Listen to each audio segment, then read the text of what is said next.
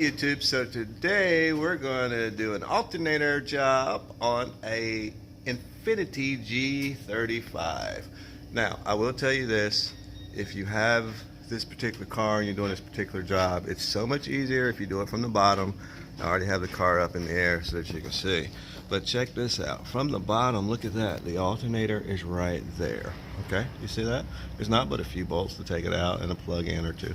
Okay, few little simple steps to take this thing out. So this will not take us too long to do, but it will be helpful for those of you who have this particular car. And I'm gonna give you another little quick tidbit of information. Like if you have one of these cars and you see like this oil cooler, you see it start leaking, there's actually an oil seal on the back of that you can replace, and that way it'll stop leaking there. Okay, and they sell those at the dealer, and they're pretty cheap actually. But trust me, if you have the problem of leaking and you can't figure out where it's coming from, look at your oil cooler, it might be that up under there. Okay, and also this particular hose, over time these hoses will wear out and they'll start leaking as well too. But now back to what we were originally going to do on this car is the alternator. Now I can tell you this car has a serious leak of some sort. I haven't really taken a time to look and see what it is, because that's not what we're here for. We're going to do the alternator, but I'm going to show you a quick little easy way to get to it and do the job. Alright, so obviously if you're going to do the alternator, you got to unfasten it. But the first thing that you want to do is up here, you see that pulley up there? Let me get my wrench. Where's my wrench? See that up there? That's a 14 millimeter. Okay, so the first thing you're going to do, and it works better if you have one of those swivel type socket wrenches, box wrenches. Alright, so the first thing you want to do is you want to loosen that nut. Alright, you don't have to loosen it much, and there we go, it's already loose enough. But what that does is that holds it tight so that it doesn't lose tension. Alright, now at the bottom, as you unscrew that will drop that tensioner there, and that will release the belt from the pulley. Now I can't do that and film too and point stuff out, but once you drop that down, then you'll have the access to the alternator, and of course you'll take that bolt off right there for that bracket, and there's a few plug-ins in the back. But then you notice that there's a problem as far as space of allotment of getting it out of here. Okay, so I'm going to show you a trick about that. But first we're going to get some of this stuff out of the way, and then we'll be right back. Alright, so after we get that tensioner nut loose, okay, so now after you get the tension off of that tensioner locking bolt up there, the bolt that holds the tension down on that, you'll want to release the tension by turning the screw at the bottom. That's a 12 millimeter. So as you undo that, you'll notice that the tensioner wheel itself will drop down, releasing the tension other way. You'll notice the wheel drops down, which gives you more play in the belt. Bring it on down. Come on down some more. It'll come down. There you go. That's good. Alright, it'll come down enough so that you'll be able to slide the belt off of the tensioner pulley. So, alright, next you want to get the bolt that's on the bottom of the alternator, as you can see here from this angle. Go ahead and pull that bolt on out. It's like a little bracket.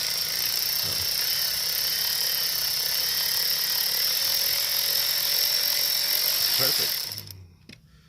Make sure you don't lose your bolts. I'm going to put those in a safe place. Alright, so now you got the belt off. You got the bottom bolt off. Alright. Now, from the top, there's another bolt that goes through the top of it, but we'll access that from the top. And then this whole alternator will fall down. Alright, so we're going to lower the car at this point.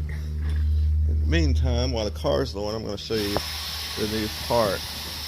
It's always good to get your new part, take a look at it, make sure that you got that exact location on your bolt holes. That gives you an idea, especially like you can't find, on some cars you go to look for them and there's some hidden bolts and stuff like that, but if you look at the new part, you'll be able to tell exactly how many bolts you have. So there's the bolt hole for the bottom one we just took out, and then there's one here at the top, and from seeing it you'll notice that it goes all the way through there. So you got a long bolt at the top, short bolt at the bottom. We got the top one, we got the bottom one out. Now we're going to do the top. When you turn over on the back, you'll notice you have the connection, the wire connection, and you have the plug-in connection there on the side. Okay. Now the car's down. What you'll need to do is access the bolt there at the top, and I believe that's going to be a 12 millimeter as well. Let's see if I can zoom in on it for you. Alright, it's right there at the top of the alternator. See the alternator at the bottom? Alright, there's that bolt right there. So,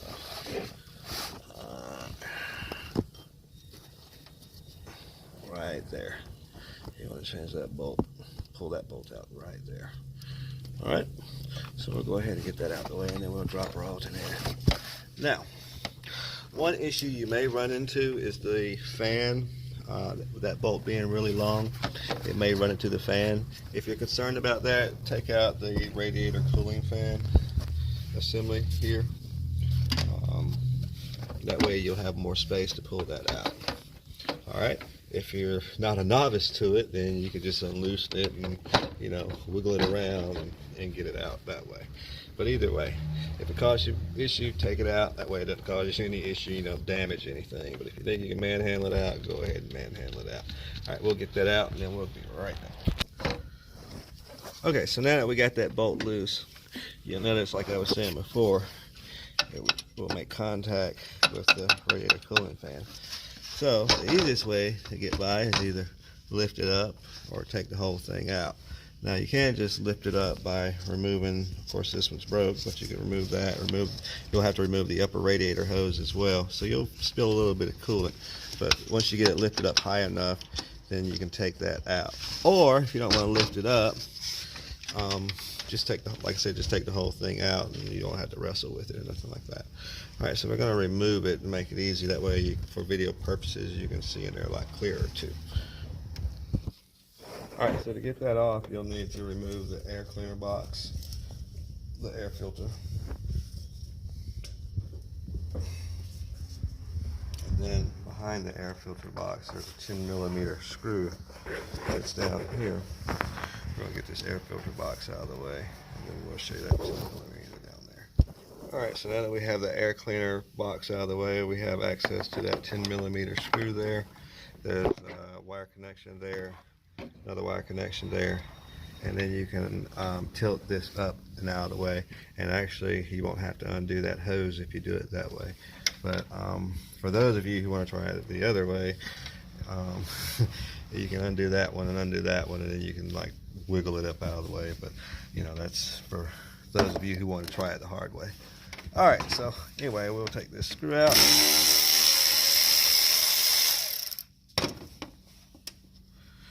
And now, as you see, this whole assembly will just move it out of the way. So we're going to unconnect the wire, and then we'll pull it up out of there. All right, now that we have that radiator cooling fan out of the way, oh yes, so you do have to, I would recommend that you take this top hose loose. That way you don't risk damaging the neck on your radiator. Anyway, once you get that up, then you'll remove that hose. You'll remove that bolt. Notice it's a long bolt. That bolt there. Then you'll be able to remove the alternator there from the side. And also, once you have the radiator cooling fan out of the way, once you drop that alternator, you can pull it up through the top. Okay, so now that we've got the two bolts removed, we'll pick the car back up. We'll sometimes you'll have to pry those down off the way. We'll pry the alternator down, and we'll remove the bracket. We'll remove the wire harness, and we'll remove the other battery cable, actually is what it is, that goes into the back of the alternator, and then we'll have it removed. So now that it's loose, you can take a pry bar and just pry it forward and work it, and it'll just fall out into your hands. Boom. Now once it's loose, pull it forward, and now if you once you pull it forward, you'll have access to the wiring harness in the back, There's probably a 10 or 12 millimeter bolt on the back for the battery cable, and the wiring harness, it of course snaps in. So now, a little secret to this job, if you want to make it really easy and you're doing it from the bottom, you can remove the sway bar here, bracket. Alright, take the sway bar bracket bolts loose, and this sway bar will drop down, and that'll give you additional space to work on it. But that's for those of you who, you know, have a little bit of issue there. Alright, but if you can squeeze your hand into the back of it and get that loose, then of course you'll have enough room to lift that lift that alternator up through the top by the radiator. Alright, we'll get that out and get the new one back in and get the customer going. If you have any questions or comments, please post, chat, subscribe.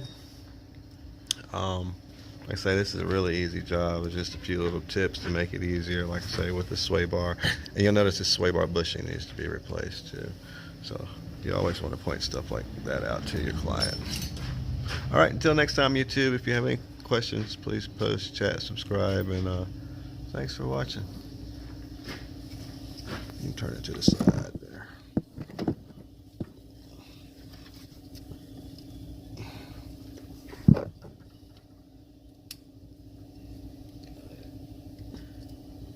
Pull it up.